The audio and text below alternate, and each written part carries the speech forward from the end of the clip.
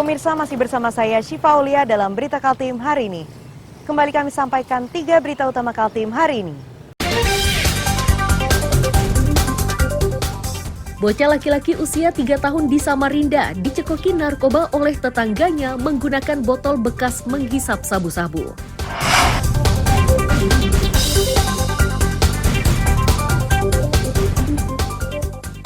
Sebuah rumah di Samarinda tiba-tiba roboh ketika tetangganya memperbaiki rumah.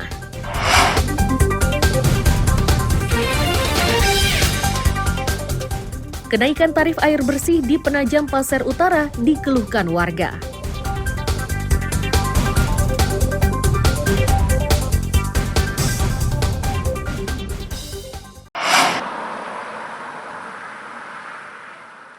Tulisan menolak kenaikan tarif PDAM Perumda Danung Taka ini dipajang di tepi jalan oleh warga Penajam Pasir Utara.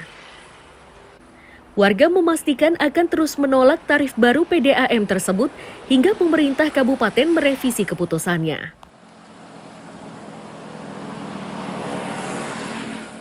Kenaikan tarif berdasarkan Peraturan Bupati Nomor 45 Tahun 2022 tentang tarif air PDAM itu dinilai meresahkan warga karena kenaikannya cukup besar dari Rp4.450 menjadi Rp5.625 per meter kubik.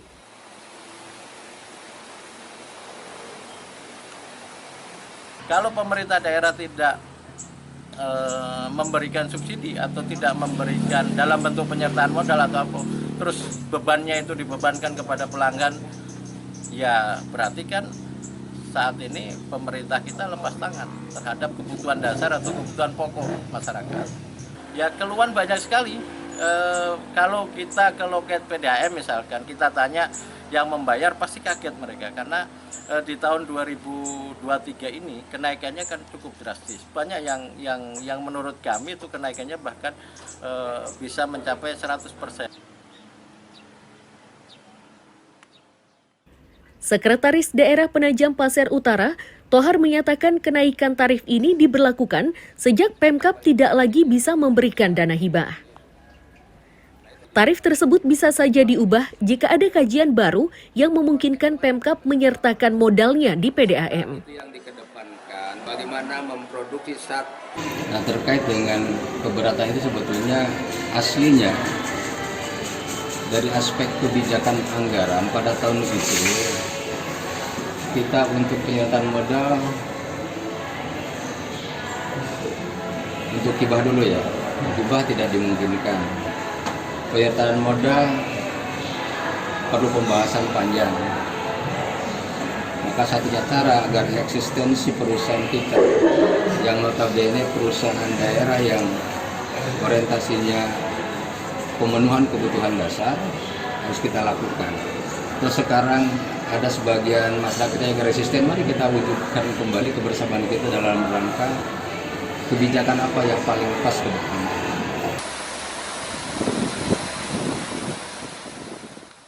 Pencabutan dana hibah dan penyertaan modal Pemkab Penajam Pasir Utara ini dihentikan menyusul temuan kasus penyalahgunaan dana penyertaan modal Pemda kepada Perusda hingga berujung temuan KPK beberapa waktu lalu.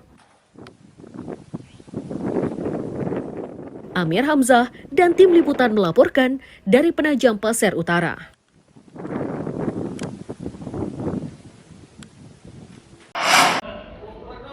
Ini mau dilanjutkan atau mau dinaikkan? Partai Keadilan Sejahtera Kaltim merupakan salah satu partai yang secara terbuka memberikan dukungan kepada Anies Baswedan sebagai calon presiden di Pilpres 2024.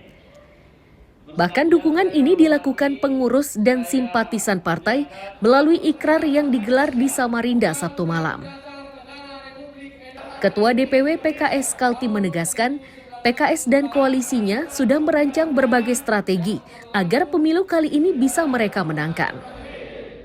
Kami, struktur partai, Bordapil. Untuk Kalimantan Timur yang diamanahkan ke saya, bagian dari breakdown dan melanjutkan memberikan untuk kebutuhan Kalimantan Timur bahwa pemenangan Anies Baswedan ini kita berikan menjadi berbagai program pemenangan dan ada tahapan-tahapan yang akan kita lakukan mulai dari persiapan pemenangan di legislatif yang sekaligus itu menjadi tanggal untuk mendapatkan kemenangan di eksekutif.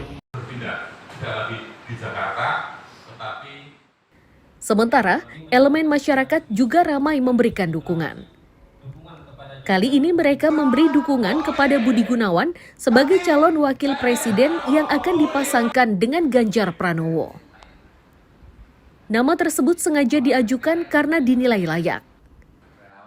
Budi dengan pengalamannya di kepolisian dan Badan Intelijen Negara diyakini memahami kondisi bangsa. saya pikir dengan relasi Pak Budi Gunawan yang begitu luas dan beliau juga sudah pernah bertugas di seluruh daerah-daerah yang ada di Indonesia, jadi dia tahu pasti peta yang ada di Indonesia, karena memang kita sadari Indonesia dengan sekian banyak suku, dengan sekian banyak agama, lalu wilayah juga semakin luas, Indonesia sangat luas. Ini dibutuhkan seorang yang bisa mendampingi Pak Ganjar itu yang cukup kuat. Hormati, saya cintai, saya banggakan. Menanggapi deklarasi dan dukungan kepada tokoh politik, warga tetap meminta agar pemilu 2024 berjalan aman dan damai. Bagi siapapun yang terpilih, maka tugasnya adalah mensejahterakan rakyat. Amir Hamzah, Ade Saputra dan tim liputan melaporkan dari Samarinda.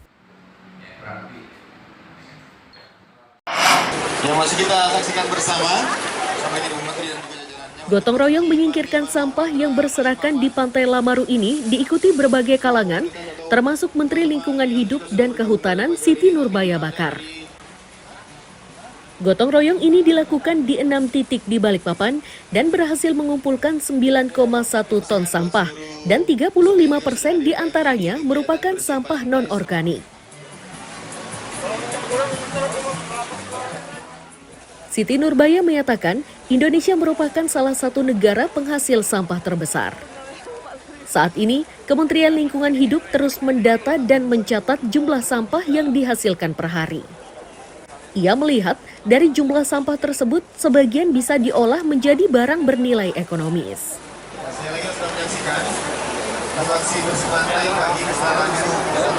Kawan-kawan, saya kira beat plastic pollution, artinya kita perangi sampah plastik, itu tema yang cukup tepat, dan saya berterima kasih untuk Indonesia. Ini sebetulnya paralel karena dia sejalan dengan perjalanan kita di Indonesia. Pada tahun 2017 keluar peraturan presiden tentang kebijakan strategis tentang persampahan, Jakstranas persampahan, yang kemudian sekarang sudah hampir seluruh provinsi juga punya kebijakan strategis daerah. Jadi sekarang konsepnya kalau di sampah habis dipakai jadi sampah, dipungut, dipilih, dibuang. Nah, dulu di waktu yang lalu seperti itu. Sekarang enggak, sampah dipilah, dipungut, dipilah, kemudian diolah, kemudian menjadi sesuatu yang bernilai ekonomi. Maka namanya circular economy. Nurbaya MSC juga tentunya terima kasih. Selain di Balikpapan, aksi bersih-bersih dilakukan serentak di 135 daerah di Indonesia.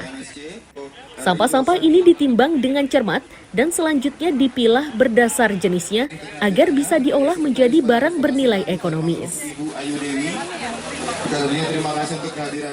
Amir Hamzah dan Riani Mantini melaporkan dari Balikpapan. Olivia, sudah terima kasih kehadirannya tentunya kepada Presiden Direktur PT Freeport Indonesia. Yang paling penting, jadi sudah turun ke bawah. Polisi di lingkungan Polda Kaltim ini banyak mendengar keluhan dari pelajar dan masyarakat Balikpapan Selatan saat digelar Jumat Curhat di ruang pertemuan SMK Negeri 1 Balikpapan. Di antara keluhan tersebut mulai dari penyerobotan lahan, laka lantas, mekanisme kapal lepas jangkar, patroli lingkungan, hingga prostitusi daring yang meresahkan.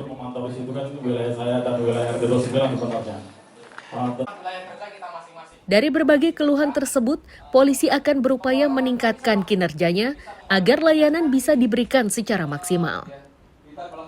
Polisi juga meminta masyarakat ikut mendukung kinerjanya dengan melaporkan berbagai tindakan yang berpotensi mengganggu keamanan dan ketertiban. Kemudian terlapor juga belum membenarkan itu salah.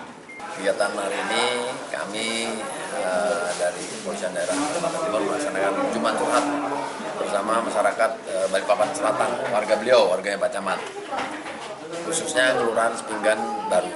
Jadi tujuan dari Jumat Curhat ini memang kan lebih mendekatkan diri kepada masyarakat, menggali apa keinginan masyarakat, curhatkan Jumat Curhat, curahan hati apa. Dan memang kami berharap masukan-masukan ini akan memperbaiki kinerja kami, karena selama ini upaya yang telah kami laksanakan demi pelayanan kepada masyarakat itu agar mereka terpuaskan, agar mereka bahagia. Kegiatan ini, aktivitas ini sangat membantu. Hari ini didampingi oleh Pak Anggi, bagaimana langsung berhadapan dengan masyarakat, face to face, dengar keluhan masyarakat. Kegiatan ini sangatlah positif, sangatlah bermanfaat. Tadi bagaimana keluhan masyarakat langsung direspon kepada bidang-bidang, kepada subit-subit yang langsung menangani, insya Allah akan ditindaklanjuti sebagaimana mestinya. Metode mengumpulkan informasi melalui Jumat Curhat ini sudah digelar polisi di berbagai daerah di Kaltim. Polisi menghendaki upaya ini mampu mengurangi angka kejahatan. Amir Hamzah dan Riani Mantini melaporkan dari Balikpapan. Saya sini lama tapi kira-kira akan aku.